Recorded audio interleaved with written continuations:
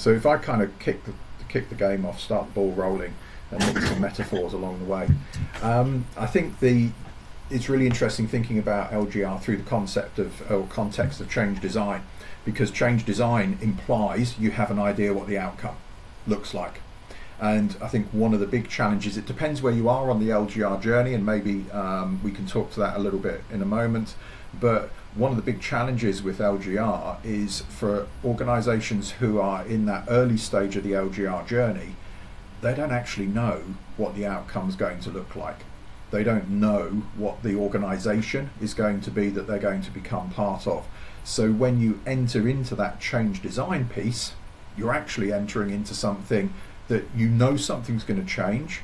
You kind of know it might be a number of different options, but you don't know what the end state actually looks like. So I think it creates a whole sort of set of challenges around change design right from the get-go, of actually, do we know what we are changing? Do we know what that design looks like? Do we know what we're trying to get to, what the end game is? So that would kind of be my opening gambit around the challenge of change design for LGR.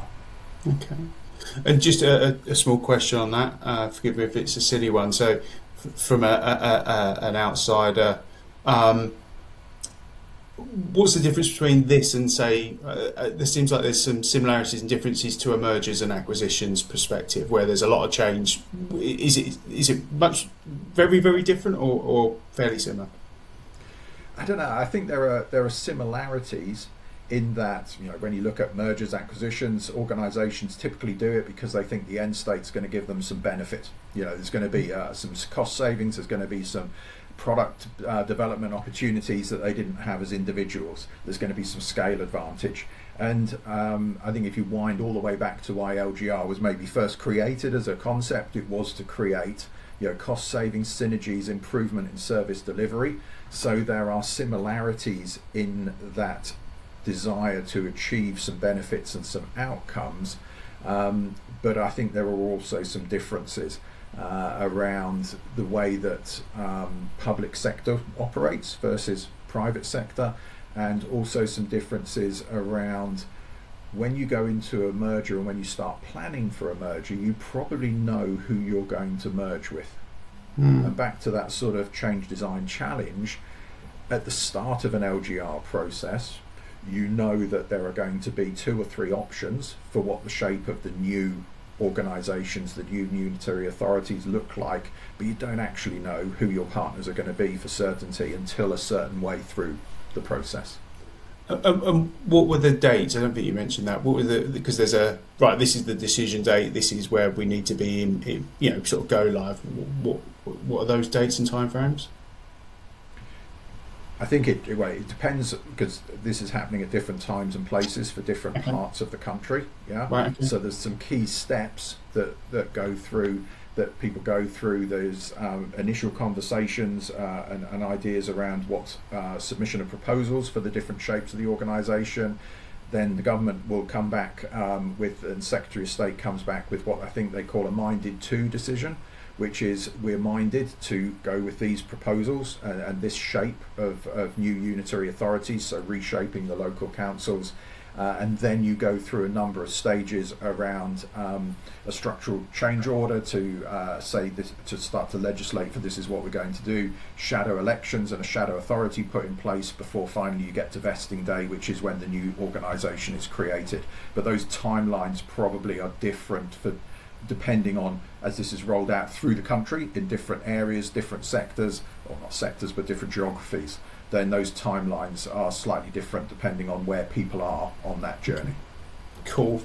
Super. Thank you for giving all the context, because somebody who probably was interested in this and wanted to know more, it perhaps gives them a little bit more understanding of what we're working with. So, and all the context might be an overstatement. Louise, do you want to add? Yeah. I just wonder whether it's of benefit just to contextualise what is LGR, you know, and as we know it today in very, you know, many places in the country, we have local councils, which we kind of like sit within district councils or borough councils, but then you actually have county councils as well. So the whole kind of premise of LGR is to take the two-tier level of government, of local government, and actually creating one level, so unitary authorities basically. So in all intents and purposes, you do away with local districts and borough councils, you do away with your county council, and you have one unitary council. And in a lot of places in the UK where this is happening at the moment, that invariably means that a lot of local districts or boroughs will actually join forces with neighbouring local authorities and become slightly larger areas under a unitary authority. So you'll have more unitary authorities. So that effectively what you're doing is that each of those unitary authorities will then become responsible for delivering all local services, which is at the moment is delivered in a two-tier system. Okay. Dom, anything to add? If we were adding more context, so we really got the foundation of what's going on. I think Paul clearly made it clear that this is quite complex already, but just to add a bit more complexity into it, it's also worth saying that at the same time there is also devolution, which is the creation of combined mayoral authorities in the areas where local government reorganisation is taking place. So the new mayors who were due to be elected and start next year, but will start the year after, will take some powers from central government, but also take some powers that are currently operated by the county councils into a combined authority that will sit over all these new unitary authorities as well. So we're looking at local government reorganisation today, but there's also the other aspect of it as well, which is happening at the same time or close to the same time. And that probably reinforces back to that point around change design. Do we know what we're designing for? Because you've got all of these moving parts, and I'm just minded by those comments, Dom, that we've got all of these moving parts around. Okay, we're going to create these new unitary authorities. Pick a number. When we start the process, there might be 10 district councils and a county council, or whatever number you want. And out of that, we might create 2, 3, 4 unitary authorities. So you're mashing up a number of organisations to come into a smaller number of organisations. And as Louise says, you're trying to sort of bring together two-tier into one delivery function. So that's one level of uncertainty, because until those minded two decisions are made, people don't know exactly who they're going to partner with. But then Dom's introducing another piece that says actually there's also this sort of devolution or disaggregation of some of those powers as well with the mayoral authorities. I'm not sure I can say that word correctly, but which is creating another piece of uncertainty or another piece of change into that we don't necessarily know what's happening up front. And without getting into the sort of the party side of politics, but there's also a political uncertainty, because through this whole process we're also electing new shadow authorities, we're electing new political representation and leadership across these different organisations who may or may not have the same views as the ones that were there when we originally started the process.